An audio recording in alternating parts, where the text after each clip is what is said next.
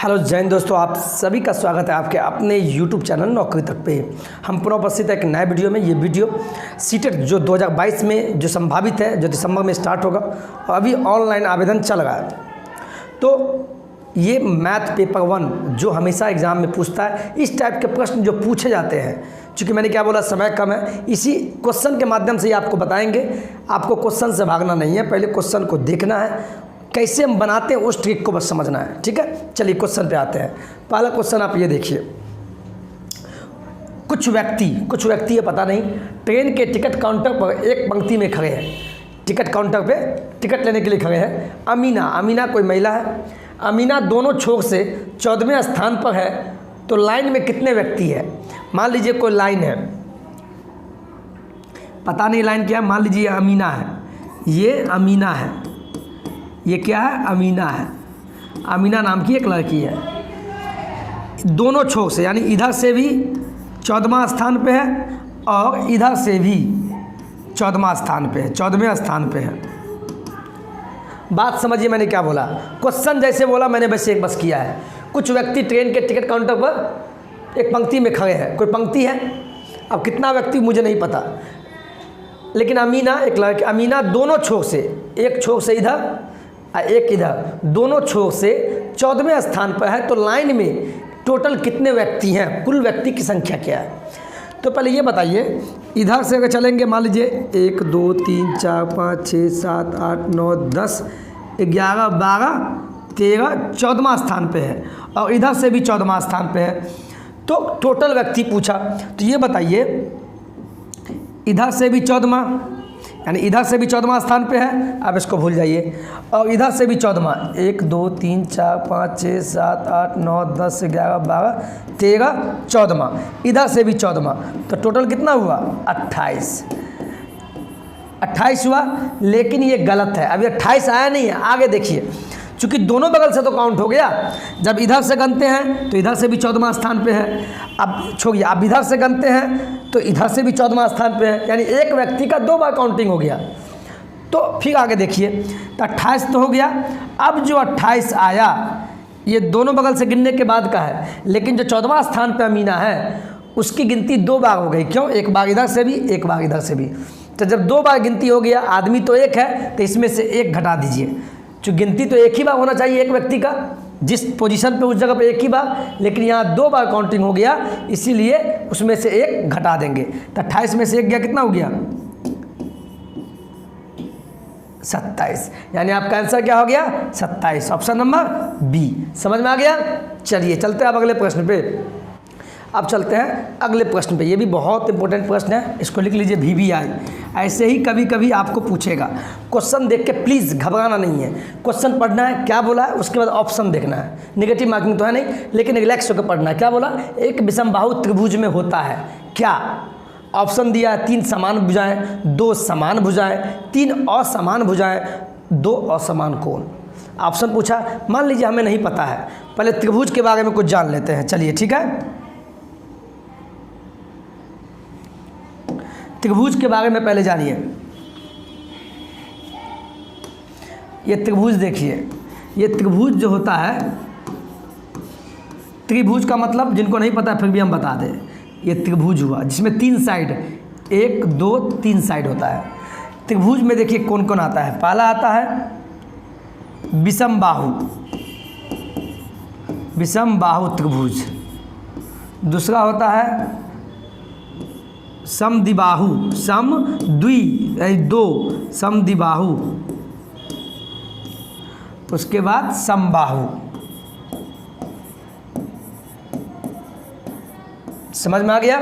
ये त्रिभुज है। त्रिभुज में मान लीजिए भुजा के आधार पे 3 भुजा होता है। अब देखिए विषमबाहु का मतलब क्या हुआ? ये त्रिभुज हुआ जिसकी सभी भुजा अलग अलग हो, जिसकी सभी भुजा अलग अलग हो, जिसकी सभी भुजा अलग अलग हो, यानी विषम का मतलब अलग अलग। असमान, कभी कभी वर्ड को भी समझिए। समान, समान का मतलब हुआ बराबर, असमान का मतलब हुआ अलग अलग, असमान का मतलब क्या हुआ? और लग गया जी, अलग अलग, अलग अलग। इस सबको वर्ड को समझिए। तो विषमबाहु त्रिभुज में क्या होता है? ऐसा त्रिभुज जिसमें सभी भुजा असमान हो, यानी बराबर नहीं हो, अलग अलग हो, इसी को बोलते हैं असमान। समद्विबाहु, द्वि का मतलब ही होता है दो, दो क्या, जिसकी दो भुजा, कोई भी दो भुजा मान लीजिए ये और ये बराबर, जिसकी दो भुजा आपस में बराबर हो। अगर ये 5 सेंटीमीटर होगा तो ये भी 5 सेंटीमीटर होगा। लेकिन विषम बाहु में क्या है, सभी असमान भुजा है, ये 5 तो ये 6 ये 3, अलग अलग इसका साइज होगा। नाम से ही पता है, द्वि का मतलब दो भुजा, सम मतलब बराबर, सम है, समद्विबाहु, दो भुजा आपस में बराबर हो। और समबाहु का मतलब होता है समबाहु, बाहु का मतलब भुजा, ये जो विषम बाहु, बाहु समद्विबाहु, बाहु का मतलब भुजा, जिसकी सभी भुजा आपस में बराबर हो। अगर ये 5 सेंटीमीटर तो ये भी 5 और ये भी 5, सभी बराबर हो, ये हो गया त्रिभुज के प्रकार। तो अभी आपसे विषम बाहु के बारे में पूछा है, और विषम बाहु में क्या होता है, सभी भुजा असमान होते हैं, अलग अलग होते हैं। तो आप चलते हैं प्रश्न पे, आप देखते मात्र बना दीजिएगा। एक विषम बाहु त्रिभुज में क्या होता है, क्या होता है, तो 3 समान भुजाएं। विषम बाहु में क्या होता है, सभी भुजा अलग अलग होता है ना, अलग अलग, यानी ये 5 है 5 सेंटीमीटर तो ये 4 सेंटीमीटर और ये 3, सभी भुजा का साइज अलग अलग। तो समान की बात की तो ये तो होगा ही नहीं। 2 समान, इसमें तो बात ही नहीं है, इसमें तीनों असमान अलग अलग होते हैं, तो 2 आ गया, ये भी गलत। अब आते हैं तीसरा,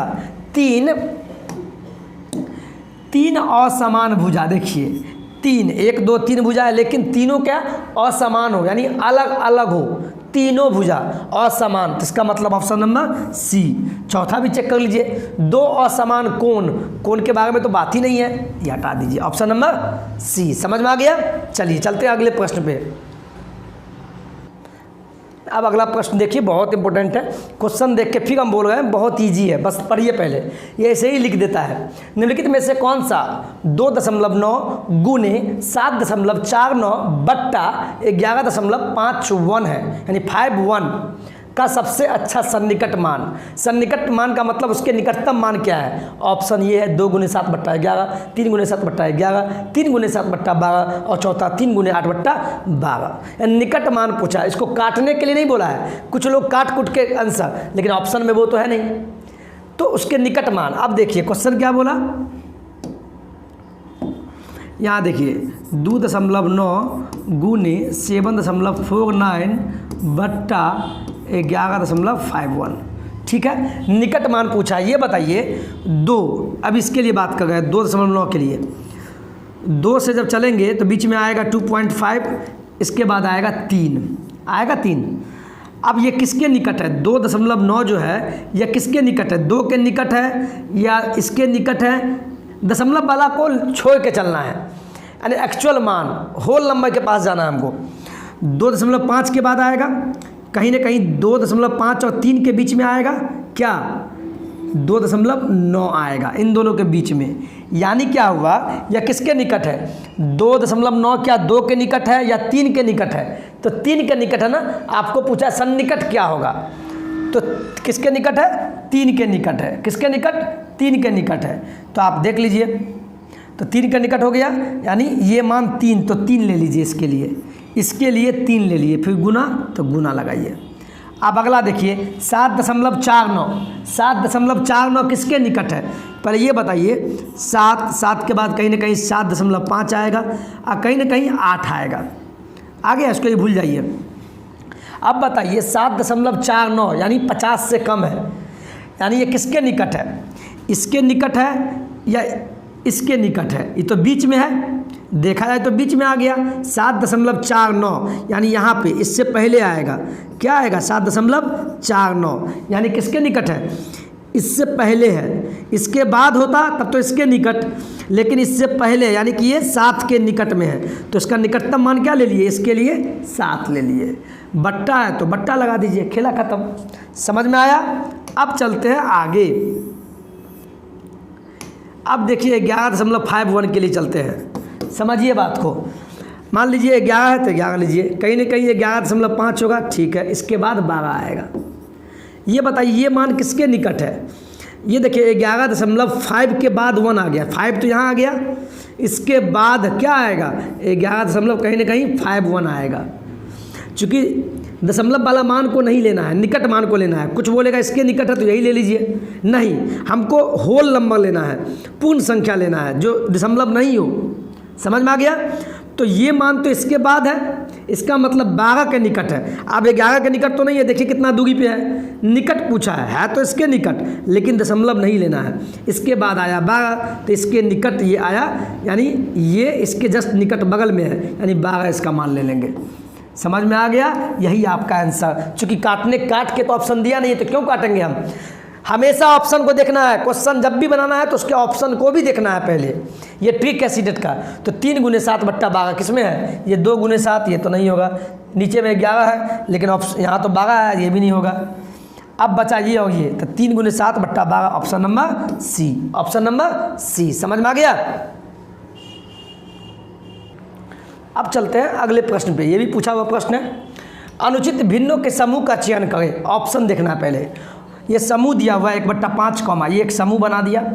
उसी प्रकार 1/3 कॉमा 1/5, 7/5 कॉमा 4/3 और 4 कॉमा 1/8, ये 4 समूह है। इसमें से अनुचित भिन्न कौन है? तो उससे पहले हम आपको कुछ चीज़ बताना चाहेंगे कि भिन्न क्या होता है। भिन्न का मतलब ही होता है, जैसे आप कहीं भी पढ़ते होंगे P/Q के रूप में लिखा हो, इस फॉर्म में हो, जैसे 3/5 या कहीं दे देगा 4/, ये सब क्या है? भिन्न है, कुछ नहीं तो 1 है। समझ गया ना? यानी बट्टा के रूप में हो, यानी अंश और हर का मिश्रण हो, यानी अंश हो और साथ में हर हो, तो वो भिन्न कहलाता है। भिन्न 2 प्रकार का होता है। उचित भिन्न, जिसको प्रॉपर फ्रैक्शन बोलते हैं, एक होता है अनुचित, जिसको बोलते हैं इम्प्रॉपर। एक होता है उचित, एक अनुचित। उचित अनुचित, उचित अनुचित। उचित को प्रॉपर भिन्न बोलते हैं और अनुचित को बोलते हैं इम्प्रॉपर फ्रैक्शन बोलते हैं। सीधी सी बात समझिए, उचित भिन्न उसको कहते हैं, एन मतलब हो गया, यहाँ देखिए एन का मतलब हो गया, एन मतलब लिखे न्यूमरेटर, समझिए बात को, और डी का मतलब समझिएगा डिनोमिनेटर।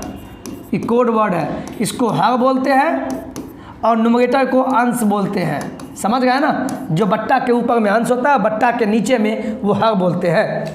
यानी उचित भिन्न में क्या होता है? जिसमें न्यूमरेटर छोटा हो, किससे? डिनोमिनेटर से। अंश छोटा हो, जैसे मान लीजिए एग्जाम्पल में देखिए 3/5, तो देखिए इसमें क्या है? ऊपर अंश नीचे है, न्यूमरेटर डिनोमिनेटर होता है नीचे। तो न्यूमरेटर क्या है? छोटा है कि नहीं? 5 बड़ा हुआ और 3 छोटा है, यानी अंश बड़ा होगा, अंश छोटा होगा डिनोमिनेटर से। जैसे हो गया 2/7, ये क्या है? ये भी आपको उचित भिन्न हो गया। उचित, जिसमें न्यूमरेटर छोटा हो, किससे? डिनोमिनेटर से। न्यूमरेटर छोटा हो डिनोमिनेटर से, तो उसको उचित भिन्न बोलते हैं। लेकिन इम्प्रॉपर में क्या है? जिसमें डिनोमिनेटर छोटा हो, इसमें तो अंश छोटा था, इसका उल्टा कर दीजिए, अब हर छोटा। जैसे दे दिया 5/3, 7/4, ये क्या हो गया? ये अनुचित हुआ। उचित का उल्टा सीधा याद रखिए, उचित याद कर लीजिए, इसका उल्टा कर दीजिए। उचित में क्या है? न्यूमरेटर यानी अंश छोटा होता है डिनोमिनेटर से, और इसका उल्टा कीजिएगा, इसमें अंश छोटा था और उसमें क्या हो जाएगा? अनुचित में उसमें आपका डिनोमिनेटर यानी हर छोटा हो जाएगा। यही अंतर है, यही अंतर है। अब चलते हैं प्रश्न पे। प्रश्न देखिए, आप बना दीजिएगा। क्या बोला आपसे बोला अनुचित भिन्न बताइए। अनुचित भिन्न का समूह यहाँ देखिए 1/5, यहाँ तो अंश छोटा है। मैंने क्या बोला? जब न्यूमरेटर छोटा हो डिनोमिनेटर से तो वह क्या कहलाता है? उचित कहलाता है। उचित, जिसमें अंश छोटा हो। आपसे उचित तो पूछा नहीं, यहाँ अंश छोटा है, इससे बाद बाकी भूल जाइए, ये भी नहीं होगा। आगे बढ़िए, यहाँ भी देखिए अंश छोटा है डिनोमिनेटर यानी हर से, तो क्या हो गया? उचित। हमसे पूछा अनुचित, तो ये भी नहीं होगा।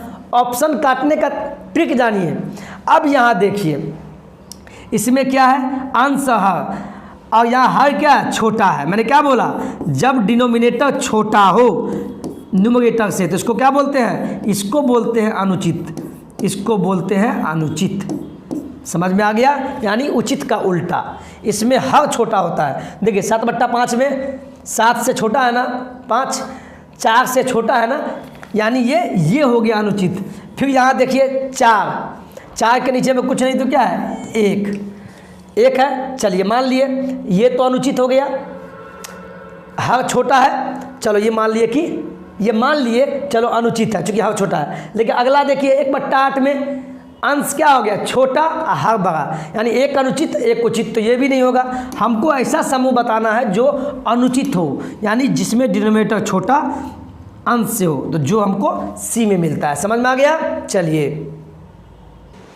अब अगले प्रश्न में चलते हैं। ये भी प्रश्न कहीं ना कहीं एग्जाम में पूछा हुआ है, तो देखिए आप देखती मात्रा बना देंगे। देखिए क्वेश्चन क्या है, कितना आसान है। ठीक है, आसान क्वेश्चन है। त्रिभुज का बात किया तो फट से त्रिभुज बना लीजिए, बात खत्म। ठीक है, एक त्रिभुज के कोणों का अनुपात दिया हुआ है। क्या अनुपात दिया है, मान लीजिए कोण होता है ये, एक कोण, दो कोण, 30। ये मान लीजिए कोई त्रिभुज है, हमें नहीं पता है, उसका नाम रख देते हैं। इसमें 3 कोण होता है और ये पता है ना, त्रिभुज के तीनों कोणों का योग कितना होता है, 180। त्रिभुज के तीनों कोणों का योग 180 होता है। इतना आप दिमाग में याद कर लीजिए।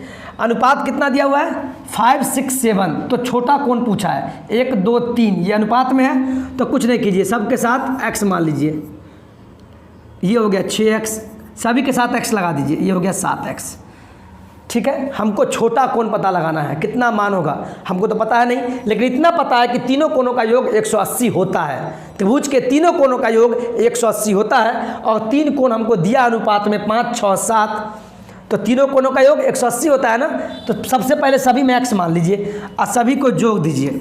1, 2, 3 कोण हो गया और 3 कोण का मान होता है 180, पता है ना, 180 डिग्री। तो आप कीजिए, क्या होगा, 6, 5, 11, चूँकि सब x है, 6, 5, 11, 11, 7, 18, 18x, तो x बराबर 180। तो x का मान क्या निकल गया यहाँ, x का मान हो गया 180 डिग्री। ये हो गया 18, कुछ नहीं तो गुना में है, इधर जाएगा भागा में। 18 1 18, 18 दाई, यानी x का मान आ गया 10 डिग्री। ये बस अभी x का मान आया है। क्या आ गया, बस अभी x का मान आया है। किसका मान आया, अभी बस ये अभी जो आया है ये अभी x का मान आ गया। लेकिन हमें बताना है सबसे छोटा कोण। तो ये बताइए 5, 6, 7, नाम से ही पता है 5 तो सबसे छोटा दिख रहा है कि नहीं दिख रहा है, उससे बड़ा 6, उससे बड़ा 7।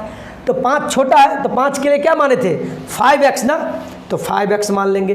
बराबर 5 का तो 5 लिख लेंगे, x का कितना मान आया 10, तब 5 गुने 10 कर देंगे, तब 5 दाई 50। ये 50 डिग्री आपका आंसर हो गया, यानी सबसे छोटा ये है। अगर सबसे बड़ा पूछता, सबसे बड़ा कौन, तो ये पहले बताइए 5, 6 और 7 में कौन बड़ा, 7 दिखेगा।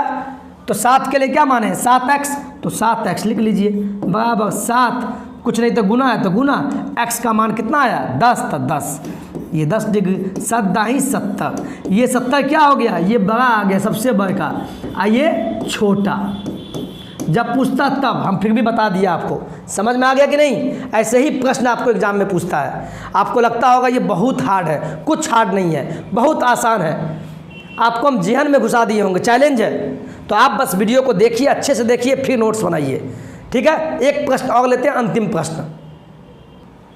चलिए अगला प्रश्न लेते हैं, बहुत आसान प्रश्न है। क्वेश्चन देखिए, 5 क्रमागत संख्याओं में, पहले क्रमागत हम बताएंगे। 5 क्रमागत संख्याओं में दूसरी संख्या 49 है। इन संख्याओं में सम संख्याओं का गुणनफल बताइए। सम संख्या का बोला है, न कि विषम। सम संख्याओं का गुणनफल बताइए, ऑप्शन है ये। और देखिए इसको कितना आसान बनाते हैं कि आप जीवन में नहीं भूलेंगे। ठीक है, चलिए देखिए कितना आसान है। पहले ये जानिए क्रमागत किसको बोलते हैं। जैसे 1, 2 गिनती की संख्या, प्राकृत संख्या किसको बोलते हैं, 1, 2, 3, 4, 5 से लेके अनंत तक, ये प्राकृतिक संख्या है। लेकिन इसको हम क्रमागत भी बोल सकते हैं। क्यों, चूँकि देखिए सभी संख्या के बीच में 1 का अंतर, 2 और 1 के बीच में अंतर निकालिएगा तो 1, फिर 3 और 2 के बीच में अंतर निकालिएगा यानी घटाओ तो 1, फिर 4 और 3 के बीच में अंतर निकालिएगा तो 1, फिर 5, 4 के बीच में अंतर निकालिएगा तो 1। यानी जब संख्या का जब क्रम हो और उसमें अंतर समान हो, 1, 1, 1, 1 अंतर आ गया, 2, 2, 2, 2, यानी अंतर समान हो, तो वैसी सभी संख्या को क्रमागत संख्या बोलते हैं। क्या बोलते हैं, क्रमागत संख्या बोलते हैं। जैसे कोई आपको बोल देगा 2, 4, 6, 8, ये क्या है, सम संख्या है। तो देखिए सभी के बीच 2, 2, 2 का अंतर है, तो ये भी क्रमागत संख्या हो गया। आप पहले ये समझ गए। चलिए अब आगे चलते हैं। 5 क्रमागत संख्या में दूसरी संख्या, मान लीजिए पहली संख्या आपको पता नहीं है 1, देखिए कोई एक संख्या ये है पता नहीं है, ये दूसरी संख्या हो गया, ये तीसरी, ये चौथी और ये पांचवी। 5 बोला है, 5 क्रमागत संख्या में दूसरी संख्या। तो एक देखिए कोई 5 संख्या है क्रमागत है, 1 2 3 4 5 संख्या है क्रमागत में, उसमें दूसरी संख्या 49 है। तो 1 2 यानी दूसरी संख्या क्या हो गया 49। ये आपका दूसरी संख्या 49 हो गया। क्या हो गया 49, दूसरी संख्या 49 हो गया। आपको ये पता है ना, क्या बोला है, नाम से ही पता है, क्रमागत बोल दिया। 5 क्रमागत संख्याओं में दूसरी संख्या 49 दिया है। तो क्रमागत बोला, इसका मतलब क्या, गिनती की संख्या। सम और विषम कुछ नहीं बोला है अभी, ऊपर वाले लाइन में तो कुछ नहीं बोला है। तो 49 से पहले क्या होता है, 49 से पहले होता है 48 होता है। क्रमागत बोला ना, चूंकि सभी के बीच अंतर समान हो। अब ऐसा नहीं कि 49 से पहले हम 46 मान लेंगे, ऐसा नहीं। ऐसा इसीलिए लिए है चूंकि क्रमागत बोला, सभी के बीच अंतर समान हो। और सम और विषम कुछ अभी नहीं बोला है, इसका मतलब प्राकृतिक संख्या की बात हो गई है। क्रमागत कैसी संख्या, प्राकृतिक 1 2 3 4 5 6। अब 1 के बाद 5 मत ले लीजिएगा, तो वो क्रमागत नहीं होगा, इसीलिए मैंने 48 लिया है। फिर 49 के बाद 85 होता है, 50 के बाद 51 होता है, और ये 52 तक ही जाएंगे। क्यों, चूँकि 5 ही क्रमागत बोला है। 5 ही संख्या था, 1 2 3 4 5 क्रमागत बोला। क्यों, देखिए सभी के बीच में अंतर कितना, 49 और 48 के बीच में अंतर 1 का, 50 और 49 के बीच में 1 का, 51 और 50 1 का, 52 और 51 के बीच में अंतर 1 का, यानी अंतर समान हो तो क्रमागत हो गया। 5 संख्या बोला, 1 2 3 4, तो 5 ले लिए। में दूसरी संख्या 49 है। जब ये हमको पता था और क्रमागत पता था तो हम इससे पीछे वाला भी निकाल लिए, अब बाद वाला भी। अब आगे क्या बोला उस पर ध्यान दीजिए। इन संख्याओं में, यानी ये 5 संख्या में सम, देखिए कितना मेन पॉइंट है, सम संख्याओं का गुणनफल क्या होगा, सम संख्याओं का। तो सम संख्या इसमें कौन कौन है, एक 48 है, 49 तो है नहीं, एक 50 है, गुना कर दीजिए, गुने 51 तो है नहीं, सम 52। यही बोला है ना, क्या बोला, इन संख्याओं में, यानी ये 5 संख्याओं में सम संख्याओं का गुणनफल। तो सम जो है उसका गुना कर दीजिए। तो एक 48 हो गया, एक 50, एक 52, इन सभी को गुना कीजिएगा तो आपका ऑप्शन आएगा बी, यानी 12480, यानी आपका आंसर ये हो गया। पहले स्क्रीनशॉट ले लीजिए आप लोग। अब बताइए क्वेश्चन कैसा लगा। वीडियो बना है 25 मिनट का, लेकिन कहीं ना कहीं अगर आपको अच्छा लगा वीडियो तो कम से कम अपने ग्रुप में शेयर कीजिए और लाइक कीजिए और कमेंट में लिखिए सब हमको सब समझ में आ गया, तो मैं आगे इस पे वीडियो लाने का प्रयास करूँगा। चूँकि आप है तो मैं हूँ, इतना जान लीजिए। मैं हूँ तो आप नहीं हैं, आप है तब मैं हूँ। तो आप वीडियो अच्छा लगता है तो उसको अच्छे से नोट्स बनाइए और आपको सफलता अवश्य मिलेगा। इसी टाइप का प्रश्न पूछता है। सीटेट कोई हार्ड नहीं है, उसको हार्ड बना दिया। सीटेट का पढ़ाने वाला टीचर ही अलग होता है, चाहे जिससे भी आप पढ़ते हो। ठीक है, वीडियो अच्छा लगा हो तो वीडियो को लाइक से सब्सक्राइब कीजिएगा। जय हिंद, जय भारत।